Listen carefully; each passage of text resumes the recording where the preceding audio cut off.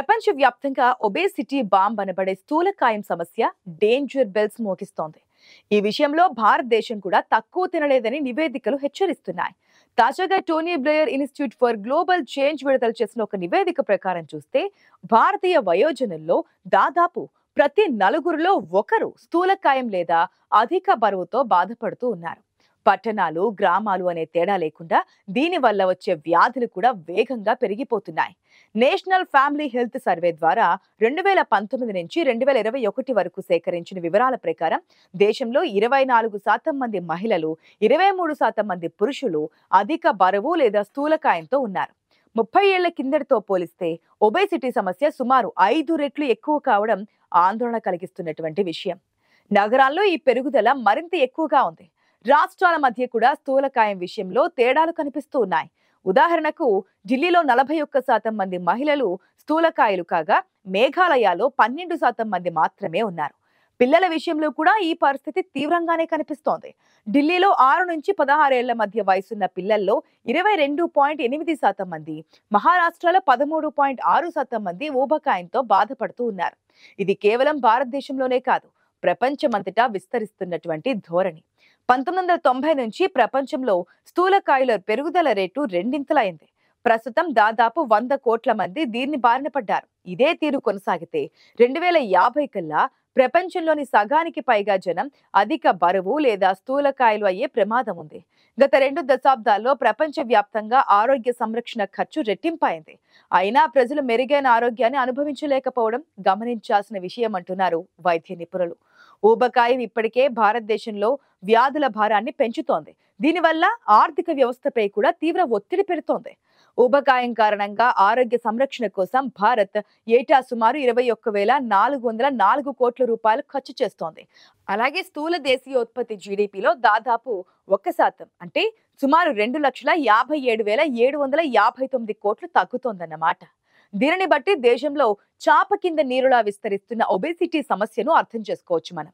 ప్రపంచవ్యాప్తంగా కూడా ఇదే ధోరణి కొనసాగుతోందని, 1990 నుంచి ప్రపంచవ్యాప్తంగా ఊబకాయల సంఖ్య రెట్టింపైందని నివేదిక పేర్కొంది.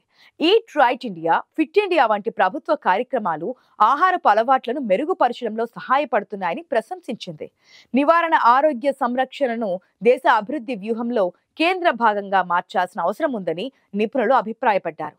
సాంకేతికత, డేటాను ఉపయోగించి ఊబకాయం సమస్యను భారత్ అధిగమించగలదని Tony Blair institute country director Vivek Agarwal తెలిపారు. అయితే ఇన్నాళ్ళు పెద్దవాళ్ళనే కనిపించినటువంటి ఈ స్థూలకాయ సమస్య ఇప్పుడు స్కూల్ వయసు చిన్నారుల్లోనూ ప్రబలుతుండడం అంటూ మనకి కనిపిస్తోంది. ఇది చాలా ఆందోళనకరమని ప్రపంచ ఆరోగ్య సంస్థ డైరెక్టర్ జనరల్ టెడ్రోస్ గెబ్రయేసస్ అన్నారు. దీనిని చిన్న వయసులోనే గుర్తించి అరికట్టాల్సిన అవసరం ఉందని ఆయన చెప్పారు. ఇందుకోసం ప్రభుత్వాలు, స్వచ్ఛంద సంస్థలు కూడా పెద్ద ఎత్తున ముందుకు రావాల్సి ఉంటుందని ఆయన అభిప్రాయపడుతున్నారు.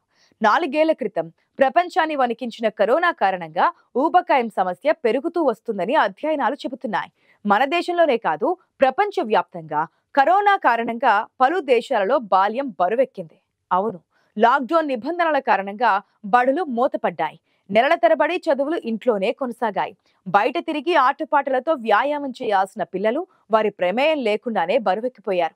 అదే అలవాట్లు కొనసాగుతుండడంతో ప్రస్తుతం చిన్నారుల్లో పెరుగుతున్న ఊబకాయం తల్లిదండ్రులకు శాపంగా మారుతోంది. చిరుతిల్లి ఎక్కువగా తినడం, టీవీలు, ఫోన్లకు అతుక్కుపోవడం, శారీరక శ్రమ లేకపోవడంతో అధిక బరువు సంతరించుకున్నారు. ఇక కరోనా లాక్డౌన్ సమయంలో వారి ప్రాణాలను జాగ్రత్తగా కాపాడుకునేందుకు వారిని బయటకు పంపలేదు. కానీ అదే ఇప్పుడు అలవాటుగా మారిపోయింది. అదే ఇప్పుడు పిల్లలకు శాపంగా కూడా మారింది.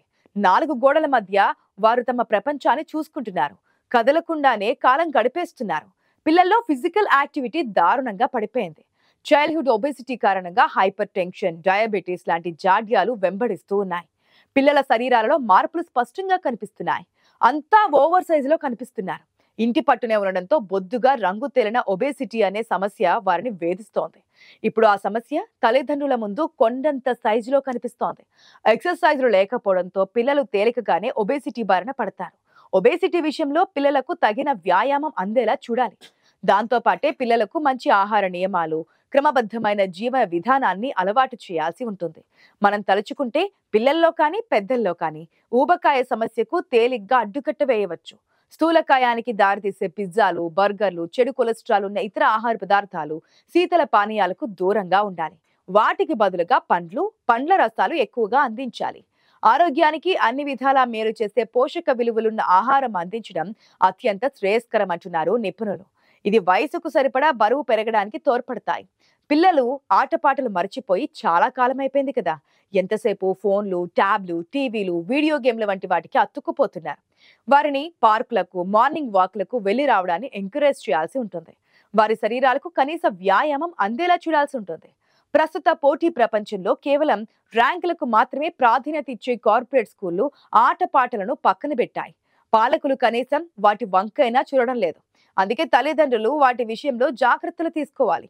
ప్రపంచ ఆరోగ్య సంస్థ WHO నివేదికల ప్రకారం 11 నుంచి 17 ఏళ్ల మధ్య వయసు పిల్లల్లో 80% కంటే ఎక్కువ మంది పిల్లలకు సరైన వ్యాయామం ఉండడం లేదట. భారత్లో 72% బాలలది ఇదే సిచ్యువేషన్. తల్లిదండ్రులు పిల్లల ఆరోగ్యం దృష్ట్యా ప్రతిరోజు వారితో కనీసం గంట సేపు వ్యాయామం చేయించాలి. వారితో కలిసిపోవాలి, ఆటలు ఆడించాలి. వారితో ఆడాల్సిన అవసరం గుర్తించాలని అంటున్నారు వైద్య నిపుణులు. పిల్లల శారీరక, మానసిక ఉల్లాసానికి మేలిమి మార్గాలుగా నిలిచే ఆటపాటలు, వ్యాయామానికి తగిన ప్రాధాన్యం దక్కితేనే రేపటి భారత తరాలు ఆరోగ్యంగా దృఢంగా ఉంటాయి. ఊబకాయం అనేది అధిక శరీర కొవ్వు వల్ల వచ్చే ఒక తీవ్రమైన ఆరోగ్య సమస్య.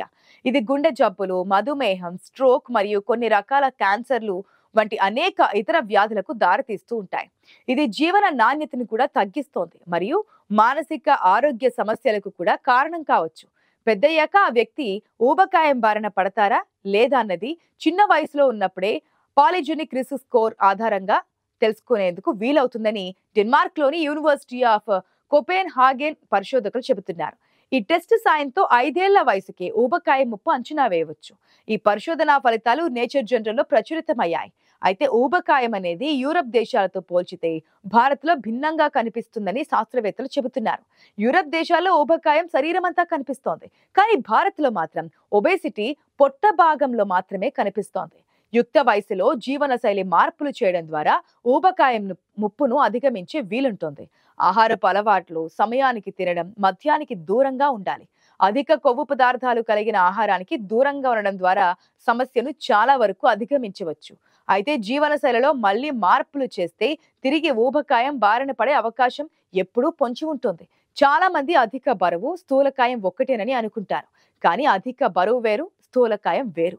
అధిక బరువు అనేది శరీరం ఉండాల్సిన బరువు కన్నా ఎక్కువ ఉండడాన్ని సూచిస్తోంది. అదే స్థూలకాయం అయితే ఒక వ్యాధి లాంటిది అని చెప్పొచ్చు. ఈ వ్యాధి వచ్చిన వారికి శరీరం అంతటా కొవ్వు చేరుతోంది. దీంతో బరువు ఎక్కువగా ఉంటారు. అధిక బరువు ఉన్న వారికి సాధారణంగా పొట్ట లేదా తొడలు, పిరుదులు వద్ద మాత్రమే కొవ్వు ఉంటుంది. కానీ స్థూలకాయం అంటే శరీరం మొత్తం కొవ్వు అధికంగా ఉంటుందన్నమాట. దీంతో ఆయా భాగాలను కదిలించేందుకు ఇబ్బందికరంగా అనిపిస్తూ ఉంటుంది.